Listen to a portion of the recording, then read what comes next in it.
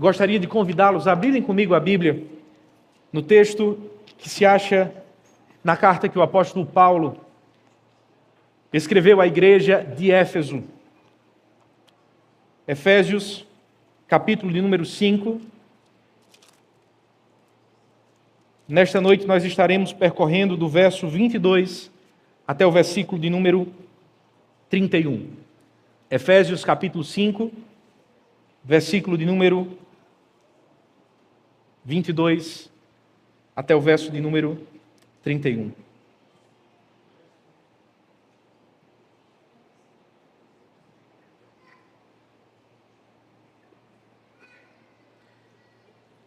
Vamos orar ao Senhor, ou melhor, vamos ler essa passagem, em seguida oramos ao Senhor mais uma vez. Assim diz a palavra de Deus, Efésios 5, 22. Esposas, que cada uma de vocês se sujeite ao seu próprio marido, como ao Senhor.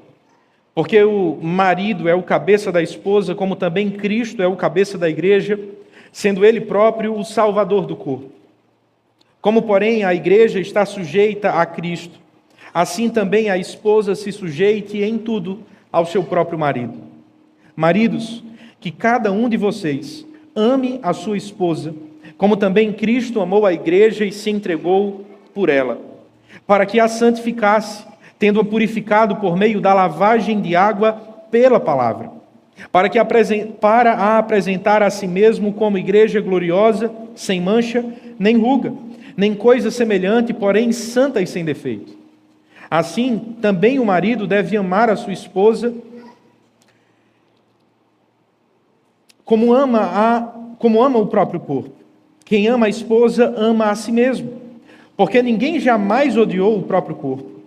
Ao contrário, o alimenta e cuida dele, como também Cristo faz com a igreja. Porque se somos membros do seu corpo, eis porque somos membros do seu corpo. Até o versículo de número 30, irmãos, não 31. Vamos orar ao Senhor mais uma vez. Deus, nós te pedimos neste momento a tua graça, Senhor, sobre as nossas vidas. Abrimos a tua palavra e agora com expectativa, Senhor, nós buscamos o teu Espírito, clamando ao Senhor para que o Senhor encontre os nossos corações nessa noite. Que o Senhor reoriente, Senhor, os caminhos do nosso coração. Que a tua palavra seja poderosa, Senhor, para transformar realidades que talvez estejamos experimentando nos nossos lares, Senhor, nas nossas famílias, nos nossos casamentos. Acreditamos que a tua palavra é poder de Deus para transformar os cenários mais difíceis e para trazer vida aonde há sequidão, Senhor. Que o Senhor ministre graça sobre as nossas casas, sobre as nossas famílias, à medida que ouvimos a tua voz neste texto. Em nome de Jesus, amém e amém. Ao longo das últimas semanas, temos tentado responder à pergunta: família sobre a rocha ou castelo sobre a areia? Ao longo dos últimos domingos, temos a chance de refletir sobre temas importantes que tocam a estrutura, aos alicerces da nossa vida familiar. Se você esteve aqui desde o primeiro domingo, falamos um pouco sobre filhos, como Deus enxerga os nossos filhos e como nós devemos criar os nossos filhos. Na última semana, escutamos uma mensagem que falava sobre a intimidade sexual, a dádiva que isso é, e como deveríamos desfrutar de tal presente no casamento. Muitos casados gostaram dessa mensagem, por sinal. Os PGs foram uma maravilha ao longo da semana. Nessa noite nós vamos avançar um pouco mais e falar especificamente sobre as bases ou os alicerces do casamento. A pergunta é: por que falar sobre esse assunto? Por que voltar a uma passagem tão conhecida pela maioria de nós?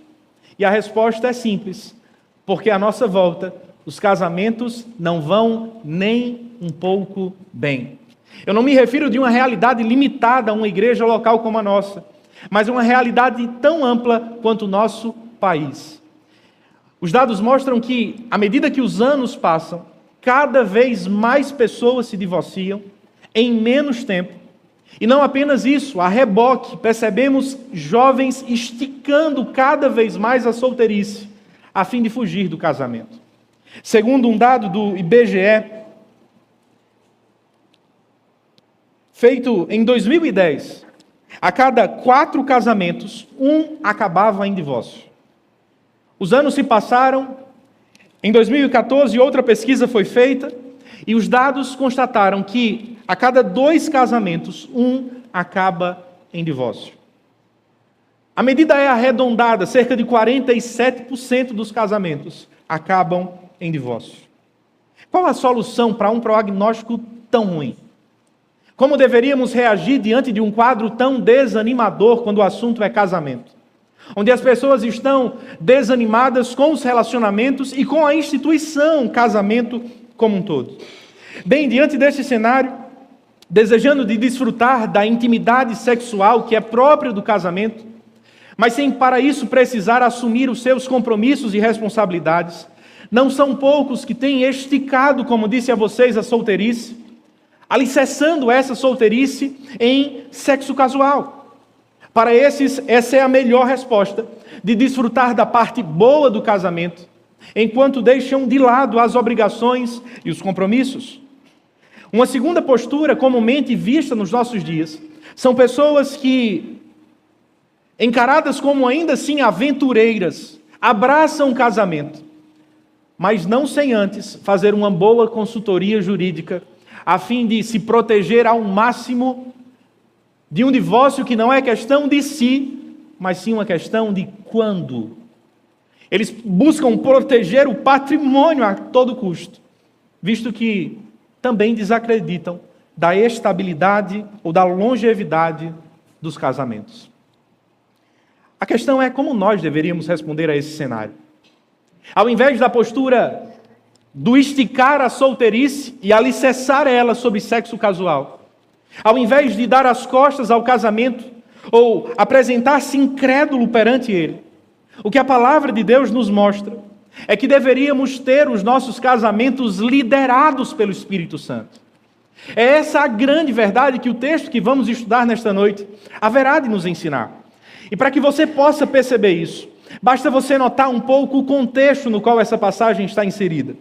É justamente sobre esse tipo de liderança que a carta que o apóstolo Paulo escreveu à igreja de Éfeso trata em suas partes finais.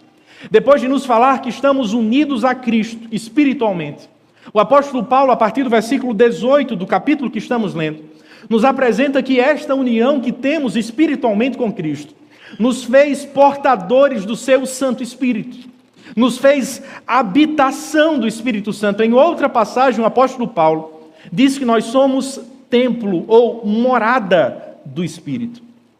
E por morar em nós, por habitar em nós, por fazer do nosso corpo, do nosso coração, templo da sua presença, o Espírito Santo não permanece em nossas vidas de forma apática ou indiferente. Ele não é um inquilino indiferente que vive a sua vida sem incomodar a vizinhança. Nesse sentido, o Espírito Santo é um inquilino que mexe radicalmente com as nossas estruturas. Ele não apenas modifica uma cadeira, uma mesa de lugar, mas ele derruba as paredes, ele tira o teto, ele tira o piso e transforma a casa por inteiro. Quando olhamos o verso de número 18, percebemos ele fazendo isso, à medida que nos torna mais moderados. O texto continua e no verso 19 do mesmo capítulo, percebemos que o Espírito Santo também nos leva a tornar-nos verdadeiros adoradores. O verso de número 20 nos informa que o mesmo acaba por fazer os nossos corações desfrutar de um tipo de gratidão que antes da sua habitação em nós não conhecíamos. O verso de número 21, por sua vez, diz que este mesmo Espírito que promoveu tão grandes mudanças dentro de nós, leva-nos a experimentar relacionamentos transformados. Ele nos leva, ao invés de buscar os nossos próprios interesses, sujeitar-nos uns aos outros. Se o Espírito Santo faz isso, mudando totalmente a nossa casa, ele não deixaria o seu cômodo mais importante sem qualquer alteração. A partir do versículo de número 22, texto que estamos lendo, ele nos diz que o Espírito Santo, que modificou todos os outros lados, cômodos e partes do coração da nossa existência, transforma radicalmente os nossos casamentos. Ele nos faz desfrutar de casamentos cheios do Espírito. A pergunta é: quais são as marcas? Quais são os componentes? Quais são as características de um casamento que está profundamente influenciado pelo Espírito de Deus? Perceba comigo o versículo 22, notemos a primeira resposta. Casamentos cheios do Espírito são marcados por mulheres cheias do Espírito Santo. Note como o texto inicia. O apóstolo Paulo escreve dizendo: esposas, que cada uma de vocês se sujeite ao seu próprio marido como ao Senhor. Talvez esse seja um dos textos, em nossos dias, mais contraculturais possíveis. Se você ler esse texto em uma universidade hoje, talvez você se veja sendo expulso de lá. Como assim? Como o apóstolo Paulo pode estar dizendo que uma mulher deve submissão ou sujeição a um homem? Isso é completamente impensável. Talvez isso desse ao fato de que muitas pessoas entendem mal o que significa o que a Bíblia nos pede. Eu quero dizer a vocês, em primeiro lugar, antes de falar o que o texto diz, eu preciso informar o que o texto não está dizendo. Paulo não está dizendo que mulheres devem ser subjugadas pelos seus maridos. O texto também não está dizendo que as mulheres devem ser escravizadas pelos seus maridos. O texto também não está dizendo que as mulheres devem ser submissas aos homens. O texto está dizendo que esposas devem ser submissas aos seus maridos. Dito isso, o que submissão então significa? Se não significa escravidão, subjugação ou submissão universal, submissão a um gênero em si, mas sim aos maridos. Eu gosto da definição que 2 autores apresentaram sobre o sentido dessa palavra. Escrevendo, Peter O'Brien escreve o seguinte, ou define da seguinte maneira: a palavra submissão significa dispor sobre, ou colocar-se abaixo, sobre uma autoridade. Era usada no exército para se referir à subordinação de soldados de um exército, aqueles de patente superior. Conclui ele: bons soldados abrem mão de suas próprias agendas egoístas a fim de atender propósitos maiores de seu exército e de sua nação. Junto a esta definição, aquilo que Brian Chappell, pastor presbiteriano lá nos Estados Unidos, escreve, ajuda-nos ainda mais a aprofundar o conceito. Ele diz que submeter-se significa derramar-se para completar o outro. É sacrificar a si mesmo para tornar pleno o relacionamento e os seus participantes. Eu peço que vocês guardem essas 2 palavras. Por um lado, submeter-se significa dispor sobre. Por outro lado, submeter-se significa derramar-se em prol de outra pessoa. A quem a esposa deve submissão? Ao seu marido. Permita-me afastar um pouco do assunto principal e colocar uma nota de rodapé rápida nesse texto. Paulo não está dizendo, como disse a vocês, que as mulheres devem submissão a um gênero. Não é isso. Paulo também não está dizendo que as mulheres ou que as meninas devem submissão aos seus namorados, aos seus noivos. Não, também não é isso. Mas aos seus maridos. Uma mulher só deve se submeter a um homem que honrou e que assumiu todas as obrigações, não apenas algumas benesses, mas todos os compromissos de uma relação. Trata-se de um pacto fechado entre esposo e esposa. Dito isso, voltemos à passagem. O texto continua dizendo: como ao Senhor. Esse marcador é extremamente importante. O apóstolo Paulo faz questão de deixar claro tanto a motivação como o limite da submissão. Por motivação, entenda, as esposas deveriam, ao buscar submeter-se aos seus maridos, terem a Cristo em mente. Submetam-se aos seus maridos como fazem a Jesus Cristo. E a pergunta é: como nós nos submetemos ao Senhor Jesus Cristo? Nós não fazemos de forma forçada, nós não fazemos por mera obrigação, nós fazemos de forma voluntária, nós fazemos por amor, porque submeter-se a alguém como Jesus é a melhor coisa da vida. Deixar-se ser liderado, colocar-se sobre a agenda de outra pessoa, lançar-se sobre a liderança de alguém que nos ama profundamente, que quer um melhor para as nossas vidas, que se importa conosco, é o melhor presente que podemos abraçar. Este é o espírito ou a motivação que deveria liderar a submissão bíblica. Mas esse texto também nos apresenta um limite com base nessa passagem. A submissão não é irrestrita, não é ilimitada, não é universal, mas ela está sujeita a termos, a cercas, e essa cerca é como ao Senhor. Por um lado, ela deve compor tudo o que temos. É por isso que no verso de número 24, em suas últimas palavras, Paulo diz: em tudo seja submissa ao seu próprio marido. Mas esse tudo ao Senhor nos oferece um caminho de equilíbrio. Nenhuma área do coração de minha esposa deveria estar longe do seu marido. Ela não deveria caminhar em rebelião contra ele em nenhuma parte da sua vida. Nem na ordem financeira, nem quanto aos seus sonhos, nem quanto aos seus sentimentos. Ela deveria entregar-se abertamente a ser liderada e conduzida por ele. Todavia, isto desde que essa liderança conforme-se ao princípio ou aos princípios da palavra de Deus. Uma esposa não deveria se submeter a um homem que exige coisas que Jesus jamais exigiria. E muitas vezes é o que acontece. A imagem, o exercício da liderança, visto que estamos falando sobre submissão, não se parece com a figura de um homem como Homer Simpson do filme, da série de desenho, que se coloca no sofá e exige que a sua esposa trabalhe como uma escrava. Não se parece com isso. Que o sirva a fim de atender todas as suas ambições egoístas. Não se parece com isso. Que faça algo que fira a sua dignidade, que a coloque fisicamente em perigo, que ataque o seu direito básico como pessoa, como mulher. Não! A submissão sempre deve ser moderada ou liderada por tudo aquilo que Cristo exigiria, por aquilo que está de acordo com os limites da palavra de Deus. Por que a submissão deve ser praticada? Se o apóstolo Paulo nos falou sobre a limitação, nos falou sobre o limite, perceba o versículo de número 23, o apóstolo Paulo nos oferece duas respostas. Porque o marido é o cabeça da esposa, como também Cristo é o cabeça da igreja.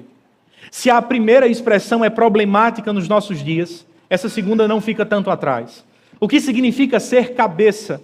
O apóstolo Paulo não está falando sobre...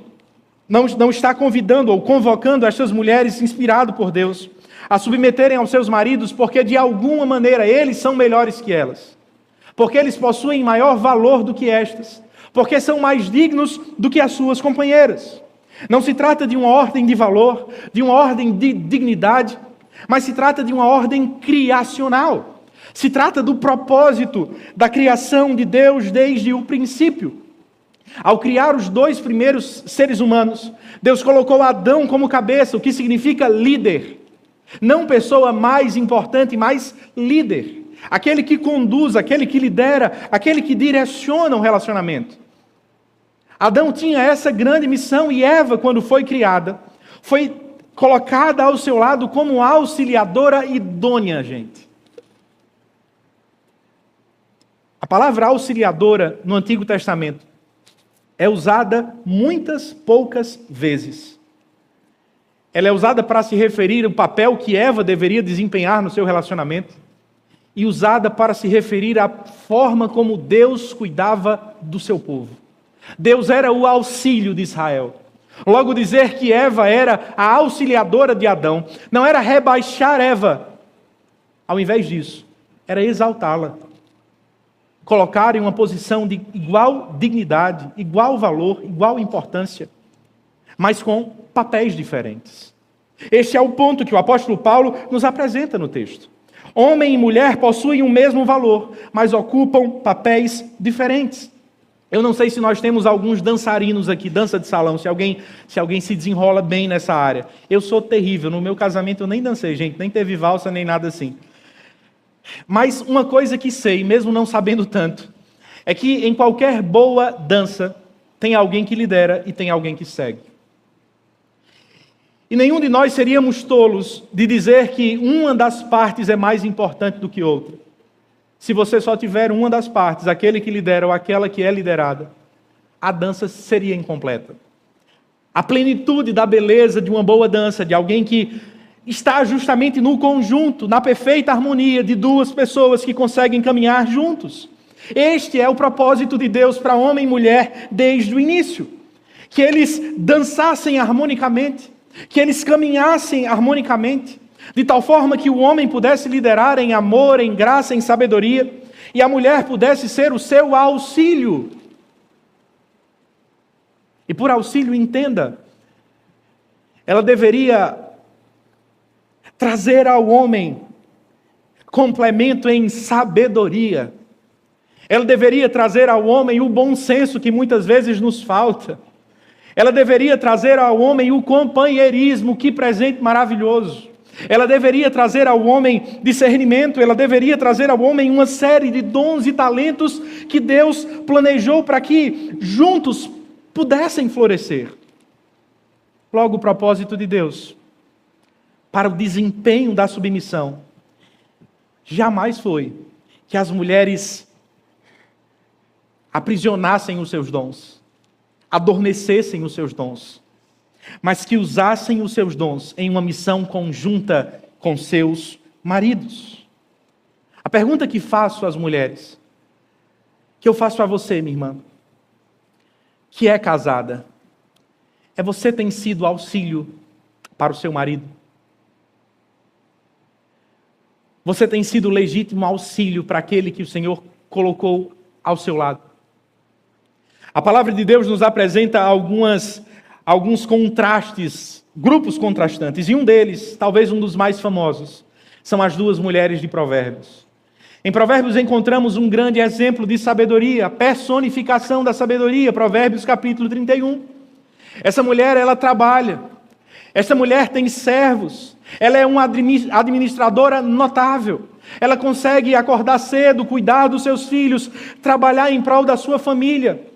Ela é presença formidável na vida do seu marido, de tal forma que quando ele se acha perante os seus pares no muro da cidade, por todos ele é elogiado pela esposa que tem. Em contraste a isso, encontramos uma segunda mulher. Essa mulher é descrita, por exemplo, em Provérbios 21, versículo 9. Ela é a mulher rixosa. Além desta mulher, ou juntamente com ela, tratando-se de uma mesma figura, encontramos a mulher tola de Provérbios. Essa mulher, diz o autor aos Provérbios, diante do seu comportamento de constantes reclamações, de constantes murmurações, de falta de sabedoria, é melhor um homem ficar dormindo debaixo de um telhado afastado, do que com ela ao seu lado, porque parece-se como uma goteira sobre a sua cabeça. Irmãs, calma, eu vou chegar nos homens, viu? Não me matem até lá, não. Não joguem nenhum tamanco em mim. Mas será que qual dos dois princípios, quais das duas figuras você tem abraçado em seu coração? Não acredite naquilo que o mundo fala sobre submissão. Não acredite naquilo que o mundo fala sobre verdadeira feminilidade. A verdadeira satisfação, a verdadeira alegria não está em construir ou conquistar um mundo inteiro, um castelo sobre areia, mas em obedecer a Deus e através de atos simples, ordinários como esses, estabelecer o seu lar sobre a rocha. Esse texto também rompe a maneira como nós cogitamos e pensamos sobre espiritualidade. Para você, como nós identificaríamos uma mulher espiritual? Como eu e vocês poderíamos saber se somos espirituais de fato? Se somos cheios do Espírito? Esse texto confronta os nossos corações.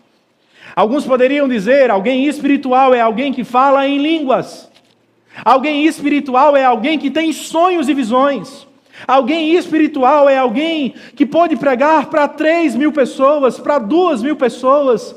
A palavra de Deus nos diz que alguém espiritual é alguém que consegue viver a vida do lar para a glória de Deus. Não há nada mais espiritual do que conviver com outro pecador, amá-lo e, por amar ao Senhor, fazer tudo aquilo que Ele espera de nós. Finalizando esta porção, uma última razão pela qual a submissão deveria ser abraçada e a forma como mulheres cheias do Espírito vivem. Esse texto nos é encerrado com o versículo de número 24, nos dizendo que quando elas vivem desta forma, mulheres refletem a Cristo, ou refletem a igreja e o seu relacionamento com Cristo.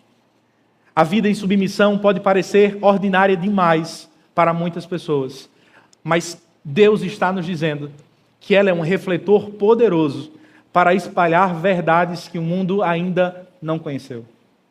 Em segundo lugar, irmãos, como casamentos cheios do Espírito se manifestam, são marcados, se evidenciam por homens que são cheios do Espírito Santo. Antes de irmos ao texto, perceba rapidamente um detalhe. Quantos versículos o apóstolo Paulo utilizou para falar sobre as mulheres? Conte aí na sua Bíblia. 3 versículos.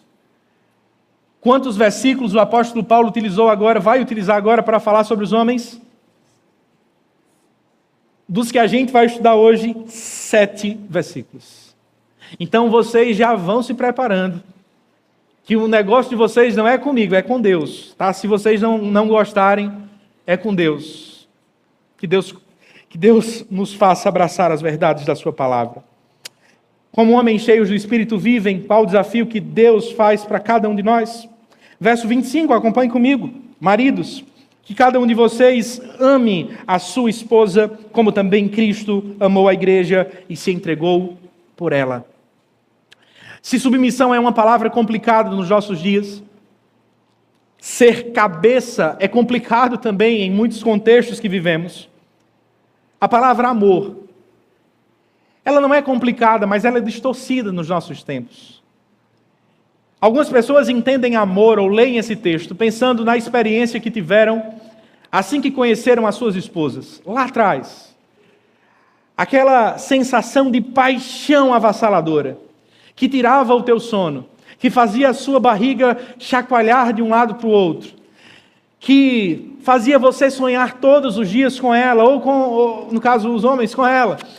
Enfim, mas não é esse o caso, não é este o ponto que o apóstolo Paulo está tratando. Este amor que o texto nos fala não é uma paixonite que passa, mas é um amor que perdura. Paulo não fala sobre um mero sentimento, afinal de contas eu e vocês não conseguimos controlar os nossos sentimentos. Nós não podemos dar um play e simplesmente passarmos a sentir algo instantaneamente por força de vontade.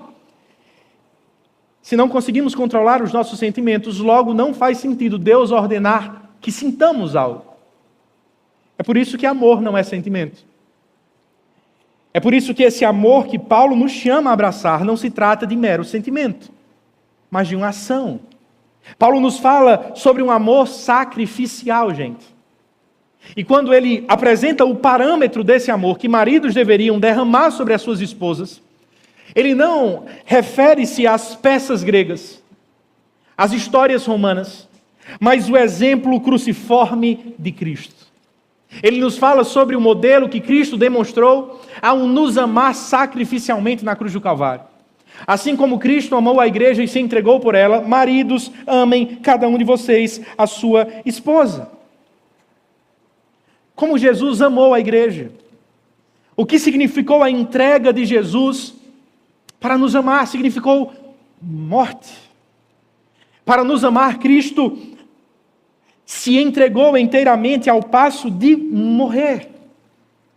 Para que os nossos pecados fossem perdoados, o Senhor Jesus precisou ter sobre si todos os nossos pecados, toda a nossa culpa, toda a nossa condenação lançada de uma vez por todas, como um oceano sobre as suas costas. Para que fôssemos redimidos, resgatados, salvos, arrancados do pecado, da condenação eterna, Cristo morreu em nosso lugar. Nosso amor não pode perdoar o pecado das nossas esposas. Nós não podemos morrer para salvá-las dos seus pecados. Mas nós precisamos morrer para amá-las de verdade. Pastor, como eu morro pela minha esposa? Você sabe como você deve fazer isso. Nós não precisamos morrer uma única vez como Cristo precisou.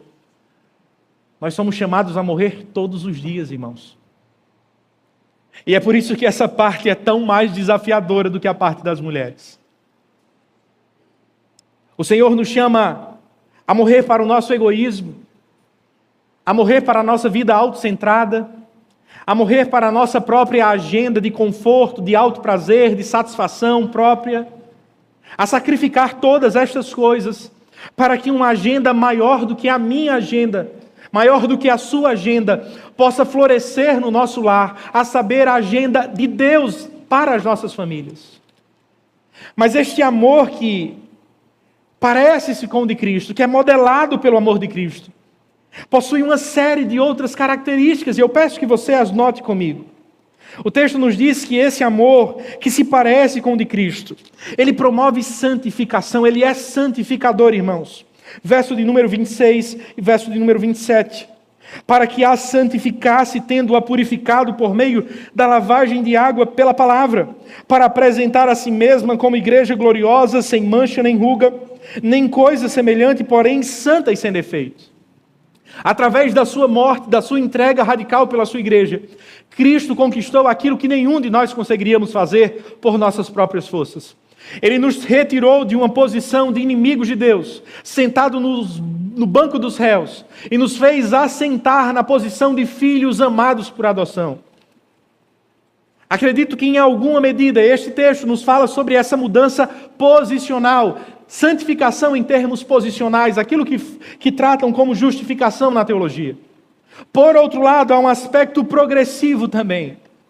E foi justamente após Cristo entregar-se em nosso lugar, que a promessa que havia sido feita do envio do Espírito Santo, como nosso santificador, como aquele que trabalha progressivamente nos transformando à imagem do Filho, passou a iniciar-se nas nossas vidas. A presença de Cristo em nós nos transforma progressivamente à sua imagem. E por mais feios que sejamos, por mais manchados por tantos pecados, por mais que sejamos portadores ainda de tantas mazelas de ordem espiritual, temos a boa, plena certeza de que aquele que começou boa obra em nós haverá de completá-la até o dia de Cristo. Você pode olhar-se no espelho e enxergar-se ainda muito manchado por muitos pecados e erros. Mas um dia, o Senhor haverá de apresentar não apenas você, mas toda a igreja, como santa, sem mancha, nem ruga, nem coisa semelhante, sem qualquer defeito, mas como uma igreja gloriosa. A presença de Cristo em nossas vidas santifica-nos, transforma-nos, muda-nos. A nossa presença na vida das nossas esposas tem feito o mesmo. Quantos anos você tem de casamento? 5, 10, 20, 30, 40, 50, 51 amanhã, né, Tuti? Ou essa semana? Hoje, gente, 51 anos ali, talvez é o que mais tem tempo aqui de casado. Que bênção! Independentemente do tempo que tenhamos, como a nossa presença como maridos tem impactado a vida das nossas esposas? Será que elas têm se parecido mais com Cristo por nossa influência? Ou elas têm crescido em santificação independentemente de nós? A nossa influência não conta muito. A nossa vida não salga nada. A nossa presença não ilumina de forma nenhuma. A sua esposa tem sido beneficiada pela comunhão que tem com você? Essencialmente, o casamento é isso. É a união de dois amigos espirituais que caminham juntos em direção ao Salvador, enquanto se ajudam em santificação. Sabe por que Deus nos colocou juntos? Sabe por que Deus te colocou com a tua esposa, com o teu marido? Porque vocês dois juntos haverão de ser um na vida do outro, um instrumento para a santificação mútua, de tal forma que quando chegarem à presença de Cristo, os dois se pareçam mais com Ele. Maridos, essa é uma responsabilidade que Deus nos chama a abraçar. Em terceiro lugar, acompanhe o texto. Se por um lado o amor que precisamos demonstrar para com as nossas esposas é sacrificial ou cruciforme, é santificador, é também provedor. É isso que percebemos com os versos 28 até o verso de número 30. Assim também o marido deve amar a sua esposa como ama ao seu próprio corpo. Quem ama a esposa ama a si mesmo, porque ninguém jamais odiou o seu próprio corpo, ao contrário, alimenta e cuida dele, como também Cristo faz com a igreja, porque somos membros do seu corpo. O Senhor Jesus não deixa nenhum de seus filhos morrendo de fome. Ele é um bom pastor. Ele alimenta as suas ovelhas. Ele conhece as nossas necessidades. Ele não nos dá tudo o que queremos, mas tudo o que precisamos. Ele se importa com o íntimo do nosso coração. Ele conhece as nossas palavras antes mesmo que elas saiam dos nossos lábios. Ele é um provedor excelente. Quantas manifestações da sua graça, da sua misericórdia e da sua provisão podemos perceber ao longo da nossa caminhada, pois bem, eis o modelo que maridos deveriam abraçar no relacionamento com as suas esposas, diz o apóstolo Paulo. O desafio que o apóstolo Paulo, que Deus nos faz através de Paulo, é que alimentemos e cuidemos daquelas que o Senhor colocou ao nosso lado. Por alimentar e prover. Paulo não tem em mente simplesmente comida e bebida física, gente. Por mais que isso também faça parte. Ele tem em mente todas as necessidades de ordem emocional, espiritual, física, que aquela que Deus colocou ao seu lado possui.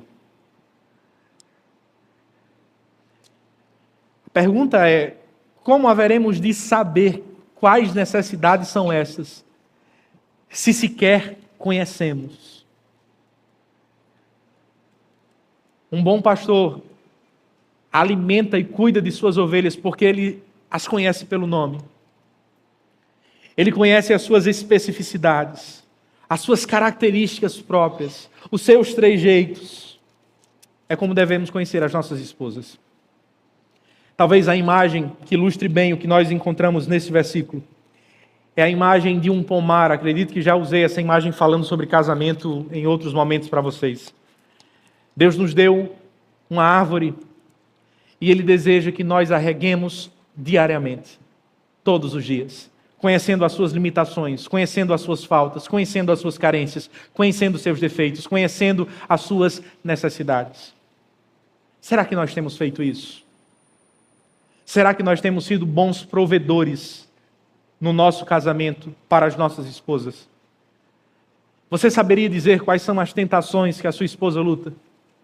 Será que saberíamos dizer quais são os pecados contra os quais as nossas esposas têm enfrentado, têm batalhado? Será que poderíamos pontuar quais são os maiores sonhos que habitam seu coração? Ou ainda, quais são seus maiores medos? Quais são as suas maiores dificuldades no trabalho, com os filhos, com a família, com a igreja?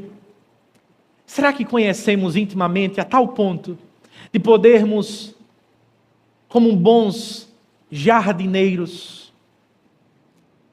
dar a dose correta de água, vitamina e nutrientes que elas precisam? O quadro que percebemos à nossa volta, que nos assusta, dizendo que a cada 2 casamentos, um acaba em divórcio. Na maioria das vezes, gente, não se dá por outra coisa, senão pelo simples fato de homens e mulheres que deram as costas para os padrões que Deus estabeleceu para os nossos relacionamentos. É o que você tem feito, mulher, esposa. É o que você tem feito, marido.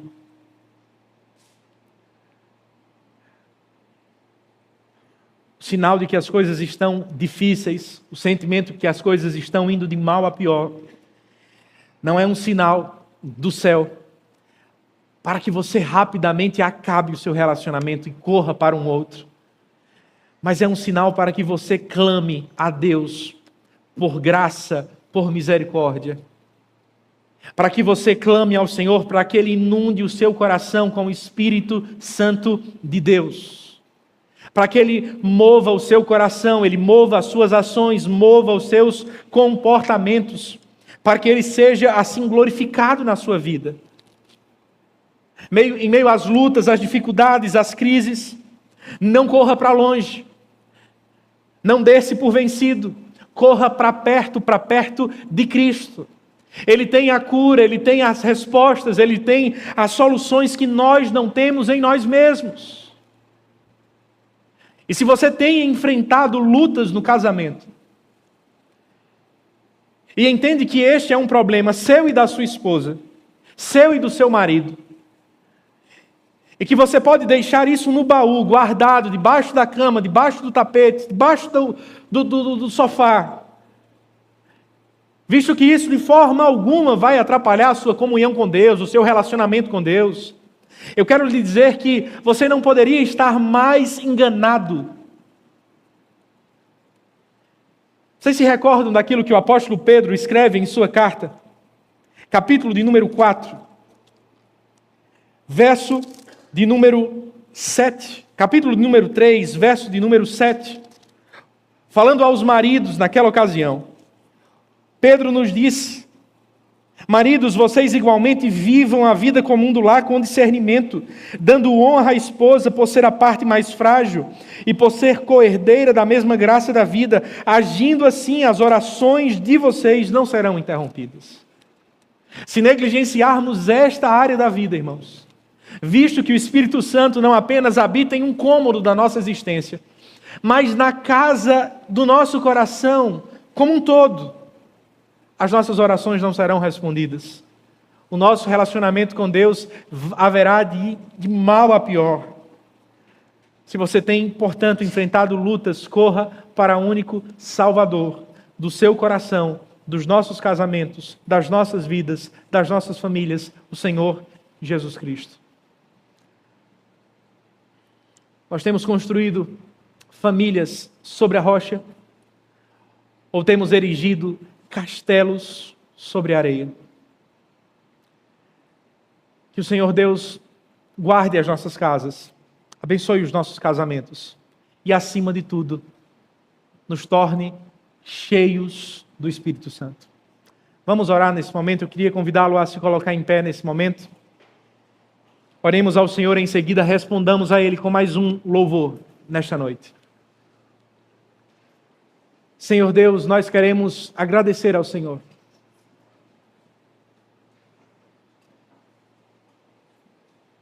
por ter nos amado, Senhor, de forma que jamais conhecemos em outra pessoa, em outro lugar. Conhecendo cada um dos nossos defeitos, cada um dos nossos pecados, o Senhor nos amou profundamente. Por inteiro, Senhor.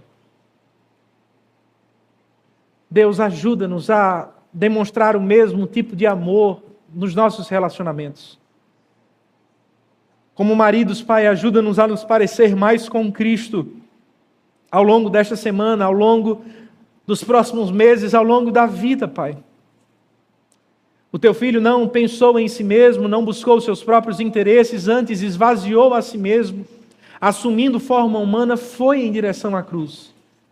Ajuda-nos a morrer, Senhor, não apenas um dia, mas todos os dias, para os nossos sonhos egoístas, para as nossas agendas autocentradas. Ajuda-nos, Deus, a abraçar, a encarnar os princípios da Tua palavra. De igual modo, eu peço ao Senhor graça sobre cada uma das esposas que aqui estão presentes. Que o Senhor as abençoe, que o Senhor as fortaleça, que o Senhor as ajude, Senhor, a buscar o ideal do Senhor para as suas relações. Senhor Deus, apara as arestas de todos os nossos casamentos, Pai, da vida de todos nós que aqui estamos. Senhor, ajuda também aqueles que são solteiros e que sonham com o casamento. Que possam encontrar na Tua palavra a sabedoria, Senhor. O discernimento para entender que sim, é possível desfrutar de um casamento sólido, forte, de um casamento saudável, com lutas, é verdade, mas alicerçado em Cristo. Dá sabedoria àqueles que estão escolhendo os seus futuros cônjuges, a abraçarem não os princípios do mundo, os valores deste tempo, mas da Tua palavra. Que possam escolher homens, as mulheres deste lugar, as jovens da nossa igreja, cada uma das jovens que aqui se encontram, que amem ao Senhor, homens que o fato de precisarem se submeter a estes será motivo de alegria, Senhor, e não de peso. Senhor Deus, da mesma forma, os homens solteiros, dar discernimento e sabedoria, para que possam escolher as suas esposas de acordo com os Teus princípios, ó Deus. Mulheres que Te amam, não apenas impressionados pela beleza exterior que se corrompe com o passar do tempo, mas que possam buscar corações puros, que amam ao Senhor, transformados por Cristo. Abençoa, Senhor, os nossos lares, as nossas famílias, e dar, ó Deus, que possamos ter os nossos lares firmados sobre a rocha que é Cristo Jesus. Nesta noite nós Te agradecemos por tudo, Te louvamos, em nome de Jesus. Amém e amém. Cantemos ao Senhor mais uma vez, irmãos, com todo o nosso coração.